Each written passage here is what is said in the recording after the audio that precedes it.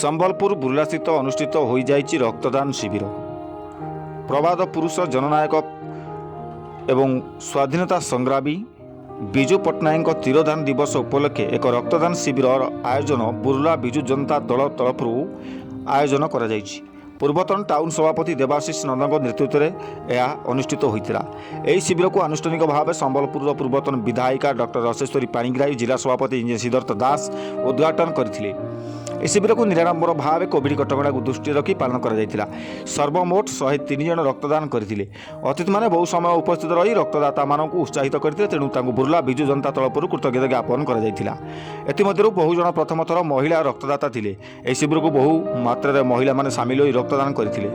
ଏହା ଆଗାମୀ ଦିନରେ ସମସ୍ତଙ୍କ ପାଇଁ ପ୍ରେରଣା ହୋଇ ରହିବ ବୋଲି ସମସ୍ତଙ୍କୁ ଶିବିର ତରଫରୁ BC ନର୍ସିଂ ଛାତ୍ରମାନେ ଓ PWD ମହିଳାମାନେ ଆରୋଗ୍ୟ ସମିତି ମାସ୍ ଏବଂ ଗ୍ରୁପ ଏବଂ ପୂର୍ଣ୍ଣ ମାତ୍ରାରେ ସହଯୋଗ କରିଥିଲେ। ବୁର୍ଲାରୁ ଭବାନୀ ଶଙ୍କର ଦାସଙ୍କ ରିପୋର୍ଟ, ସମସ୍ୟା ନ୍ୟୁଜ୍ 24।